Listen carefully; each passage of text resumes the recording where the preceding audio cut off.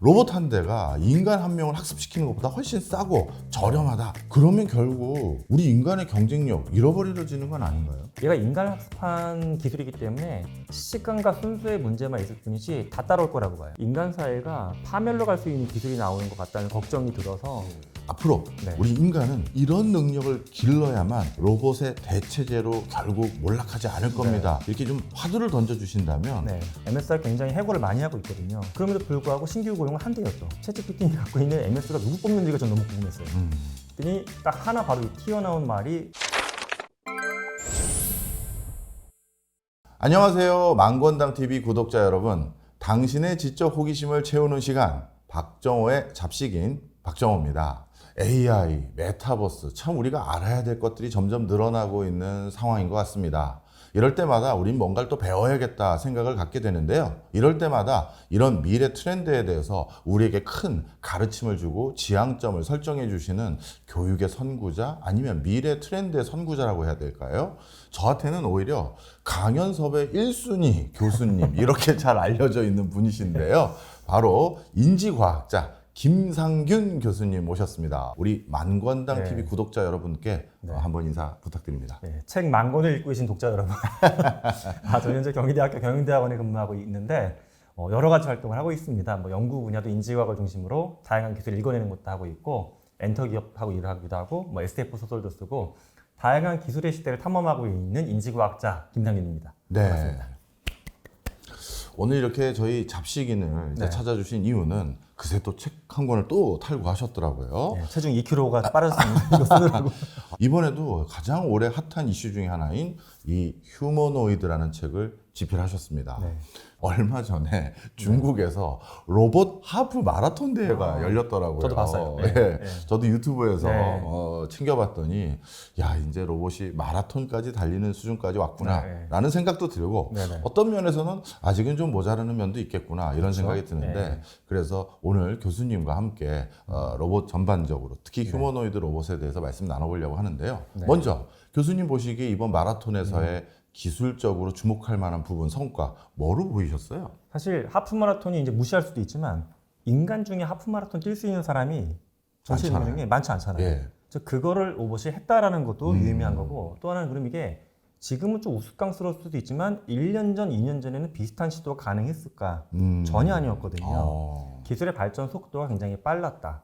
그 말은 만약에 이 정도 시점이 내년쯤에 다시 한번 한다고 하면 풀코스에서 인간보다 잘 뛸 수도 있다라는 또 생각을 해보니까 그렇네요. 좀 우스꽝스러워 보이지만 그래도 이걸 어떤 무시할 만한 이벤트는 아니었다라고 저는 해석을 합니다. 네, 저는 특히 주목할 부분이 그 개발자들이라고 해야 될까요? 로봇을 만든 사람들하고 인터뷰를 했더라고요. 근데 그분들이 뭐라고 하셨냐면 우리가 항상 랩실에서 휴머노이드 로봇을 테스트해 왔는데 이렇게 실외에서 실제 현장에서 테스트를 하니까 이것으로 인해서 우리가 알게 됐던 부분이 너무나도 많다라는 얘기를 해주던데 이런 것들이 실제 개발하는 사람들 입장에서 큰 도움이 됩니까?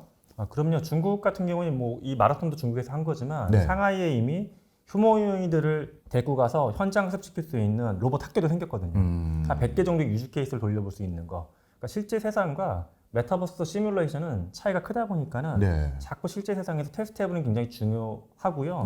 이런 시는 앞으로 점점 더 많이 펼쳐질 것 같아요. 마라톤뿐만 아니라 다양한 곳에서도. 자, 그렇다면 이제 본격적으로 우리가 휴머노이드의 세상을 하나씩 알아보게 될 텐데요. 먼저 기본적인 개념부터 한번 짚어야 될 것 같아요. 그냥 로봇이 아니라 제목을 휴머노이드라고 지어주신 건 뭔가 인간을 닮은 로봇 이런 느낌으로 저는 와닿는데 그럼 도대체 어느 정도 닮아야 이걸 휴머노이드라고 부를 수 있는지 예를 들어 이족 보행하면 다 휴머노이드라고 분류할 수 있는 건가요? 이족 보행을 하고 팔이 2개고 머리통이 있고 몸통이 있고 딱 봐도 인간을 닮게 만들었네. 휴머노이드인데 약간 이제 변종들이 있어요. 예를 들어 에반게리온에 나오는 것처럼 거대한 로봇인데 사람이 탑승하는 거야. 이건 또 거대 탑승형 휴머노이드라고 부르기도 하는데 이 어떤 학술적인 키워드라기보다는 그냥 우리가 부르기 편하게 하는 것도 있고요. 또는 뭐 도라에몽에 나오는 그 로봇을 보게 되면 얘가 미래에서 온 로봇인데 사실은 고양이거든요. 그럼 얘는 휴머노이드냐 아니면 뭐 고양이니까 켈로이드라고 불러야 돼? 뭐라고 해야 돼? 그냥 의인화된 휴머노이드라고 또 부르기도 합니다. 그래서 그 정도가 휴머노이드고 사실 이제 좀 혼동되는 개념이 휴머노이드의 서브 개념으로 안드로이드가 있어요. 안드로이드는 뭐예요? 안드로이드는 우리가 영화 뭐 엑스마키나와 같은 데서 보게 되면 인간처럼 피부도 있고 예. 살결도 있고 머리카락도 있어서 겉모습도 굉장히 정교하게 인간을 모방한 것들. 또 SF 영화에서 많이 다루는 건 사실 휴머노이드보다 서브파트인 안드로이드가 좀 더 많이 등장하고 있습니다. 그렇군요. 네. 그런데요, 제가 만약에 휴머노이드 개발자라고 하면요, 네. 저는 이런 생각이 들 것 같아요. 이 지금 로봇이 자꾸 개발돼서 우리 인간의 일자리를 없앤다, 나의 일자리를 위협한다, 이런 목소리도 우리가 이따 자세히 말씀 나누겠습니다만 그런 불안감도 높아지는데 괜히 소비자들 어떻게 보면 시장 전반에 불안감을 조장할 필요 없지 않습니까? 네.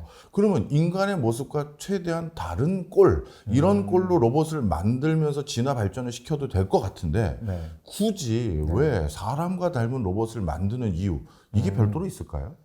여러 가지 이유가 있는데요. 네. 우리가 만약에 다른 방법으로 보기에는 팔 4개, 다리 4개인 로봇을 상상을 해보죠. 예. 개처럼 다리가 4개가 있고 위에 팔이 이렇게 4개가 있어요. 이렇게. 예. 더 효율적일 것 같은데. 효율적이지만 이 공간에 이게 돌아다니고 있으면 일단 좀 기괴한 면이 있고요. 예. 또 하나는 얘가 뭔가 움직여. 네. 그 움직임이 뭘 하려고 하는 건지 예측하는 게 좀 어려운 점이 있어요. 인간은 만약에 로봇이 2팔을 들고서 진공청소기를 잡았어. 예. 아, 이렇게 밀고 청소하겠구나. 근데 팔 4개짜리 로봇이 팔로 이렇게 잡았어. 네. 이걸 돌리려고 하는 건지 청소하려고 하는 예측하기가 어려워요. 예. 그럼 또 언어적으로 인터페이스 할 때도 이렇게 저렇게 지시하기도 좀 어렵고. 그러니까 인간한테 문화적인 친숙성도 있지만 인터페이스적인 측면도 있고요. 굉장히 더 중요한 것 중에 하나가 제가 지금 앉아있는 공간도 다 보게 되면 책상 높이, 의자 높이, 물건들 다 표준 인간 신체 사이즈에 맞게끔 만들어져 있죠. 그렇네요. 그러니까 여기 들어와서 갑자기 옆에 와서 나 컵 좀 집어줄래? 집어주고 의자 좀 옆에 밀어서 둬봐. 일을 하려고 하면은 인간 신체 사이즈 범위 안에 들어와야지만 용이하다라는 특성도 있습니다. 확실히 이해가 됐습니다. 네. 어찌 보면 로봇을, 특히 휴머노이드 로봇이라고 하면 우리와 가장 근접해서 우리의 많은 부분을 멀티풀하게 도와줘야 되는데, 그럴 때 야 로봇 너 잠깐 옆에 앉아봐, 내가 너한테 시킬 게 뭐냐 하면 앉아서 들어, 이렇게 해야 되는데 다리가 4개고 팔이 4개면 우리가 쓰는 물건들을 고스란히 그들에게 활용할 수 있게 할 수 없는 거네요. 맞아요. 딱 그 부분입니다. 아, 이제 확실히 이해가 됐습니다. 그래서 그런지 모르겠습니다만 이 휴머노이드 로봇 산업을 바라보는 시각이 저희 경제 백그라운드에서도 굉장히 커지고 있습니다. 어떤 전망서를 봤더니 전체 시장 규모가 휴머노이드 산업이 60조 달러가 넘는 수준으로 진화 발전하고 있다, 이렇게도 얘기를 하고 있더라고요. 맞아요. 이 규모가 어느 정도 되는 것이며, 그리고 이렇게 로봇 산업이 전반적으로, 특히 휴머노이드 산업이 전반적으로 커질 시점은 언제라고 보시는지 그것 좀 한번 전망 좀 해주세요. 사실 이게 TAM 측면인데, 그러니까 토탈 어드러스블 마켓 측면에서 보게 되면 60조 달러, 네. 은하 돈은 8경 원인데, 예. 그럼 단일 산업의 제품에 TAM이 60조 달러인 케이스가 있었냐 하면 제가 아는 범위는 사실 없어요. 자동차 산업만 해도 차 자체 판매 산업은 한 3조 되고요. 예. 이걸 TAM을 확대해서 봐도 한 7조 정도까지밖에 못 보거든요. 그럼 작게 보면 10배, 크게 보면 20배 정도의 시장이 되는 거니까 네. 엄청나게 큰 산업이고, 정말 사람들이 보면 이게 제일 크지 않을까 싶은 산업이 또 건설업이긴 해요. 네. 건설업 뭐 단위가 워낙 크니까. 근데 얘도 10몇 조 사이예요. 그러니까 굉장히 큰 산업이 열리는 건데, 이 시점이 그럼 언제까지 60조 달러에 도달할 거냐에 대한 예측은 사실 정확하지는 않은데, 20년, 30년까지는 아닌 것 같고 2040년에서 45년 전까지 정도로 보통 얘기들을 많이 합니다. 네. 그 말은 굉장히 큰 시장이면서 시장의 성장 곡선도 가파르게 올라갈 것이라고 예측하는 것 같습니다. 네. 네. 그리고 시점도 2040년 언저리를 말씀 주셨으니까 불과 15년 남았네요. 그렇죠. 야, 이거 지금부터 준비하고 대비하지 않으면 우리나라 기업들 그리고 우리 개개인도 적지 않은 충격에 휩싸일 것 같은데요. 그렇다면 다가올 미래는 그렇다 치더라도 지금 당장 휴머노이드 기술 수준 어디까지 발달했는지 궁금하거든요. 지금 전 세계에서 가장 발달한 휴머노이드 기술을 모아서 사람과 비슷한 휴머노이드 또는 안드로이드를 만든다면 우리가 가시적으로 어느 정도까지 이해하면 될까요? 그냥 현대화된 대형 공장이 있죠. 네. 자동차 공장, 뭐 타이어 공장, 또는 뭐 물류센터. 대규모 공장에서는 거의 7, 80% 이상이 당장 투입될 수 있는 수준까지는 왔다라고 봐요. 네. 근데 제가 이제 단서를 몇 개 단 게 현대화된 공장이면서 대형 작업장이라고 말씀드린 건, 대형 작업장은 인간하고 분리된 형태로 해서 작업을 시킬 수가 있고, 또 대형 작업장은 어떤 프로세스 자체가 표준화가 되어 있다 보니까 변수도 적어요. 이런 데에는 현재 투입할 수가 있는데, 그렇단 말은 그렇지 않은데 소형 공장, 뭐 카페와 같은 개인 상업시설, 또는 아이가 다니고 바닥에 떨어진 물건도 많은 어떤 개인 가정집 같은 데는 좀 들어오려면 시간은 걸릴 거다라고 봅니다. 네. 예. 그러면 지금 현재로선 어떤 특정 제조 공간 그리고 표준화 모듈화 이런 네. 것들이 잘 구현될 가능성이 있는 큰 규모의 공장에선 즉각적으로 투입이 가능한 수준이라고 한다면 네. 우리 기업들도 그런 수준의 휴머노이드를 지금 개발해서 사용할 수 네. 있는 겁니까? 애석하게도 현재 사실 뭐 현대 같은 경우에는 보스턴 다이나믹스를 보유하고 있고 보스턴 다이나믹스는 생계적으로도 당연히 탑 레벨이에요. 예. 네. 그냥 또 지분 관계가 아니라 우리나라 기술로 우리 개발진들이 만들어 놓은 휴머노이드 네. 이렇게만 범위를 좁혀놓고 보게 되면 솔직한 심적으로는 중국이나 미국보다는 그 기술은 아래에 있다라는 게 냉정한 현실로 저는 생각을 하고요. 예. 뭐 굳이 비교를 하자고 하면 글쎄요 한 70% 내외 정도 기술을 보유하고 있는 게 아닌가 조심스럽게 생각을 해봅니다. 자, 그렇다면 휴머노이드 시대가 열린다고 해서 우리 개개인들이 바로 아이언맨처럼 자비스 하나씩 구입할 수는 없을 것 같아요. 그렇죠. 왠지 가격이 좀 셀 것 같습니다. 맞습니다. 그 가격대 수준도 궁금하고요. 그게 우리에게 구매력으로 구입 가능한 수준까지는 언제쯤 네. 올지 이것도 한번 전망 좀 해주세요. 일단 중국계 현재 가장 저렴한 편이긴 해요. 중국 거는 한 두 달 전에도 대중 판매를 일부 했었어요. 네. 마치 온라인 쇼핑몰 판매처럼 해서 올려갖고 저도 들어가 봤더니 16,000달러부터 유니티리 제품이 올려 있었어요. 네. 물론 배송비도 붙고 옵션도 붙고 세금도 붙겠지만은 그래서 3천만 원 언더로는 구매 가능한 범위로 들어왔어요. 그렇네요. 근데 반대로 또 이제 미국 걸 보게 되면 한 1억 5천에서 2억 사이 정도거든요. 그러면 사실 중국 거만 봐도 엄청 싼 건 아니에요. 왜냐하면 개인한테 휴머노이드를 도입한다고 했을 때 기존에 있던 펌팩터 중에 괜히 이걸 뭐로 바라보냐 하면 네. 자동차로 보기보다는 가전제품으로 보는 경우가 많아요. 예. 굉장히 복합적인 가전제품. 예. 그럼 복합적인 가전제품 중에 우리가 3천만 원짜리 구매할 수 있는 게 있냐. 사실 진짜 비싼 냉장고 같은 경우는 일부 있는 것 같긴 한데 굉장히 힘든 제품이거든요. 그렇죠. 이게. 그래서 개인이 구매하는 모델보다는 저는 당분간은 왜냐하면 이게 기하급수적으로 가격이 막 뚝뚝 떨어질 것 같진 않아요. 네. 그래서 당분간은 이게 구매보다는 빌려주는 모델이 더 일반적으로 나타날 것 같아요. 빌려주는 모델. 예. 또 이게 비용적인 측면도 그렇지만 개인이 사용할 때 유지보수 측면도 있고 집단적으로 어떤 여기서 움직이는 데이터 끌고 가서 학습을 시켜서 다시 다운로드해주는 관리적인 부분도 있기 때문에 빌려주는 모델인데 사실 이제 이 마켓 자체를 보게 되면 이제 이 용어가 로보틱스 애저 서비스라고 해서 소프트웨어 애저 서비스처럼 네. 빌려주고 관리해준다는 개념이 이미 성립이 되어 있고 네. 또 재밌는 건 그 라스 사업자들 봤을 때는 사실 빌려준다는 말은 잘 안 써요. 그들은 고용해 가세요라고요. 네. 하이어하라고. 네. 저는 이게 좀 문화적으로 재미난 표현인데 네. 고용하라고 자꾸 이제 꼬신다는 말은 이걸 인간하고 동일한 어떤 노동력의 리소스를 보고서 선택하라는 관점 같아서 네. 앞으로의 시장은 인간도 우리가 구매하진 않잖아요. 뭐 노예를 산다라는 개념을 갖고 있는 거 아닙니까? 예. 인간을 고용하는 것처럼 해도 고용해가는 쪽으로 어떤 파이낸싱을 통해서 마켓이 형성될 거라고 좀 바라봅니다. 그렇군요. 네. 참 여러 가지 생각이 드는 그런 표현이네요. 고용이라는 그 단어가. 자, 그런데 더더욱 우리가 우려되는 부분은 이 휴머노이드 아직까지 이렇게 생각하는 분들이 계시더라고요. 내가 하는 일이 이게 뭐 쉽게 되는 것처럼 보이지만 내가 이 바닥에서 10년 이상 구르다 보니까 이게 터득한 그쵸. 노하우가 들어간 거지 로봇이 바로 못합니다. 맞아요. 그랬는데 거기에 대해서 이 책에는 고스란히 반박하는 듯한 느낌의 어떤 구절들이 있어요. 바로 휴머노이드는 그 노동 현장과 유사한 공간을 가상 공간에서 만들어서 수만 번 시뮬레이션해서 그 시행착오를 가지고 교육이 된 것이기 때문에 그렇죠. 로봇 한 대가 인간 한 명을 학습시키는 것보다 훨씬 싸고 저렴하다. 뭐 이런 표현을 써주셨습니다. 그렇죠.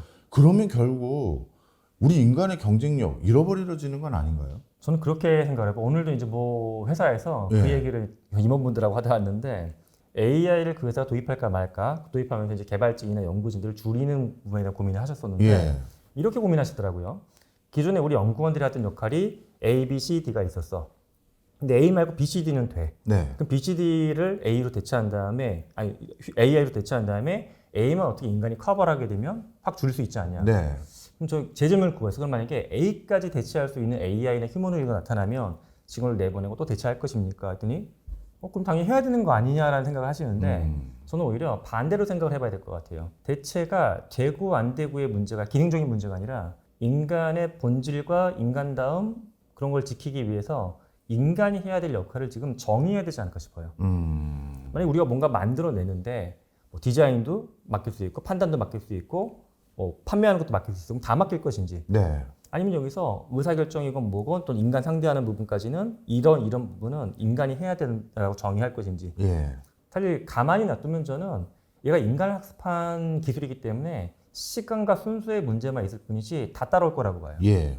그래서 중요한 건 어떤 게 인간이라고 하는 종이 원천적으로 갖고 있어야 되는 고유의 가치인지를 철학적으로 고민하고 우리 사회에 하나의 규칙화시켜서 이거는 인간의 역할로 양보하지 말자라고 좀 정해야 될 것 같아요, 저는. 네. 저도 교수님 말씀에 전적으로 동의하는데요. 그런데 뭐 교수님이 사실 더 잘 아시겠습니다만 기술을 다루시니까요. 네. 이 기술의 진화 발달의 속도는 우리의 법과 제도보다 훨씬 빠르고요. 그렇죠. 법과 제도보다도 훨씬 또 느린 게 우리의 도덕관, 윤리의식 이런 것들이잖아요. 맞아요. 네. 실질적으로 휴대폰이 다 보급된 뒤에 휴대폰을 어떻게 사용해야 되는지에 대한 에티켓은 한참 뒤에 형성된 거 아니겠습니까?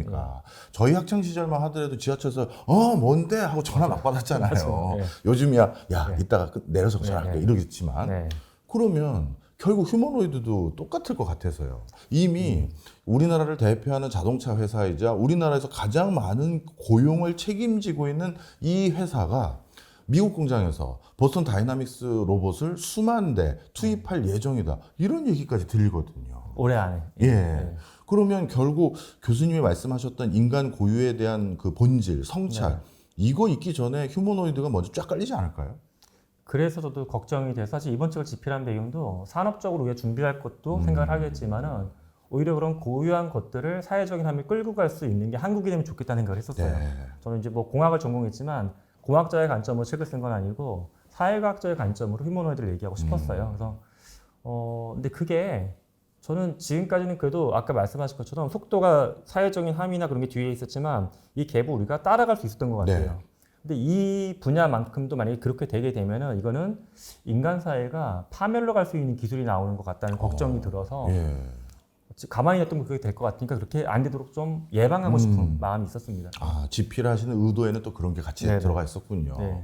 그렇다면 책에서야 여러 가지 내용들과 고민거리를 던져주셨지만 뭐 우리 망건당 TV 시청자분들께 앞으로 우리 인간은 이런 능력을 길러야만 로봇의 대체제로 결국 몰락하지 않을 겁니다. 이렇게 좀 화두를 던져주신다면 그리고 또 자녀들 공부하는 부모님들께 아이들에게 역량은 이런 데 좀 주안점을 두십시오. 이런 걸 좀 알려주신다면 어디에 좀 참고를 하고 싶으세요?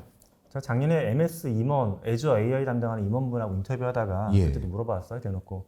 MS가 굉장히 해고를 많이 하고 있거든요. 최근에 제 주변에 MS 임원들만 봐도 일은 늘어나는데 직원은 줄이고 있다고 해요. 그러니까 사업부 보게 되면 그냥 지리학적으로 보게 되면 사업 관장하는 지역이 증가했더라고요. 근데 밑에 있는 팀원은 줄었대요.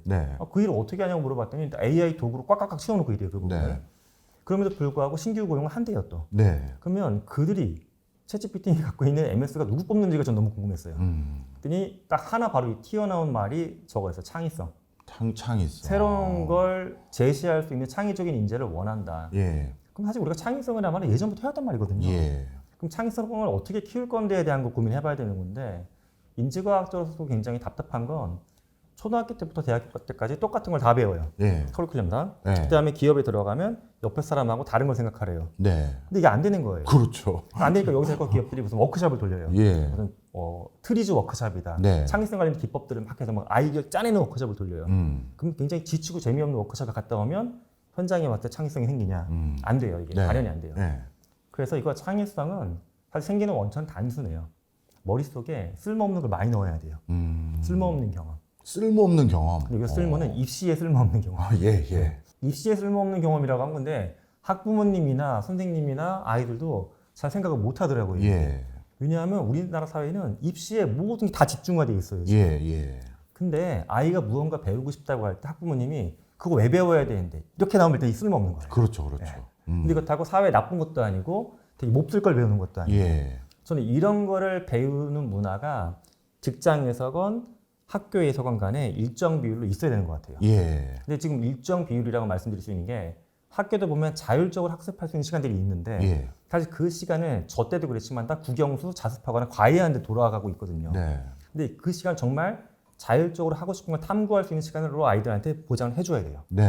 집에서도 만약에 우리가 사교육에 투자하는 어떤 리소스가 열이라고 했을 때 저는 뭐 대학을 가지 말라는 얘기 못 하겠어요. 네. 하지만 적어도 1, 2 정도의 리소스는 그렇게 당장 쓸모없어 보이는 걸 아이가 하는데 시간 할애해 줘야 되고 저는 현대차 임원분들하고 만나면 그 얘기를 많이 했어요. 모빌리티 박람회만 가지 말고 네. 뷰티 박람회도 가시고 아이돌 콘서트도 가서 VIP석에 앉아서 한번 관람도 해보시고 여러 가지 경험해 보시라고. 네. 그러면 그래요. 아니, 아이돌 콘서트 보는 게 자동차 디자인에 교수님 어디가 반영이 돼요? 라고 하시면 저는 이렇게 설명하죠. 아이돌들은 팬덤이 있어요. 네. 근데 현대차의 어떤 브랜드 간에 팬덤이 있냐? 아, 팬덤 없어요. 그렇네. 예. 비싼 차고 사긴 하지만 그게 뭐 그렇진 않거든요. 예. 그래서 아이돌은 왜 팬덤을 가져갈 수 있을까? 한 명의 인간인데 네. 우리는 1년에 100만 대를 자동차를 찍어내도 아무도 팬덤이 없고 네. 그런 걸 알기 위해선 낯선 거를 봐야 돼요. 그래서 제가 책에는 여러 가지 언급했지만 사실 하나의 출발점을 시작할 수 있는 건 탐험할 수 있는 힘이에요. 네. 탐험력은 다시 말씀드리면 낯선 거, 단지 쓸모없는 것들을 경험하고 배우는 데서 그 힘이 누적이 되고 이건 로봇은 목적지향적인 학습이에요. 네. 자동차 조립 공장, 카페, 가정 청소. 네. 목적지향적인 아는 거를 했을 때 우리는 로봇하고 다른 인간다운 힘을 낼 수 있다라고 저는 믿고 있습니다. 교수님 말씀 쭉 들어보니까 저는 그렇게 또 정리가 되는데요. 인간이 로봇과 에피션시, 효율성으로 싸우려고 하지 마라. 맞아요. 뭔가 남다른 것들, 때로는 효율적이지 않지만 그냥 쓸모없는 것들까지 관심을 둬서 생기는 그 무언가, 그거에는 창의력을 통해서 우리에게 적지 않은 감동도 주고 적지 않은 늘 말씀하신 팬덤이든 뭐든 네. 이 서로 관계를 설정하는 어떻게 보면 이제는 에피션시가 아니라 뭐라고 해야 될까요? 감수성에 해당되는 네. 이런 것들, 그 센시빌리티 같은 거 이런 것들에 더 주안점을 둬라 이런 말씀 같은데 교수님은 개인적으로 그런 활동을 많이 하십니까? 저는 굉장히 많이 하죠. 제가 예를 들어 지금도 뭐 데뷔한 소설가가 되긴 했지만 오. 처음에 소설 썼을 때는 주변에서 다 말렸어요. 당신 소설을 누가 읽을까? 넌 소설 쓸 수 있겠냐? 출간 해주겠냐? 그래서 저는 안 쓰면, 썼는데 안 되면 그냥 게시판에 올리려고 했어요, 그냥. 예. 그러니까 이게 근데 사람이 소설을 쓸 때 예를 들어 등단하고 싶다, 책으로 내고 싶다, 뭐 베스트셀러 작가가 되고 싶다는 꿈을 갖고 있으면 목적지향적이 되면 이거 시작을 못 해요. 그렇겠죠. 근데 그냥 해본 거면 되는 거고 제가 엔터기업하고도 일할 때도 아니 당신이 공학을 전공한 경영대학 교수인데 엔터기업하고 어떤 접점이 있어? 근데 그냥 해본 거예요, 그냥. 하다 보니까 해봐라. 접점을 만들고 있고 그걸 이제 최근에 엔터테크라고 하는 학문 분야로 정립하려고 준비를 하고 있거든요. 그러니까 모든 거는 낯선 길을 한번 들여놨다가 거기서 새로운 걸 발견할 수 있는 것 같아요. 아주 좋은 말씀이시네요. 처음에 누군가 해볼 때는 뭐 길이 있어서 한 게 아니다. 그냥 해보는 거다. 그렇게 해서 많은 걸 또 얻게 된다. 아마 적지 않은 사람들에게 큰 울림이 되는 말씀이신 것 같습니다. 교수님, 지금까지 나눈 이야기를 중심으로 우리 독자들이 기억했으면 하는 이 책의 한 문장 꼽아주시는 코너가 있습니다. 문장 혹시 준비하신 거 있나요? 네, 있습니다. 예. 제가 사실 첫 페이지에 제 그 예쁘지 않은 손글씨로 적어놓은 부분인데 요즘은 그 독자들에게 사인하기 귀찮은 분들이 이런 얄팍한 짓을 많이 하시더라고요. 얄팍한 아닙니다. 실제 제가 사인해달라고 하는 분한테는 별도로 또 적어드린 메시지가 그러시군요. 있어요. 저 책마다 정한 메시지가 있는데 이건 일반적으로 그냥 인쇄된 메시지긴 한데 이거를 읽어보면 이렇습니다. 인간을 닮은 기계 앞에서 우리는 인간을 찾는다.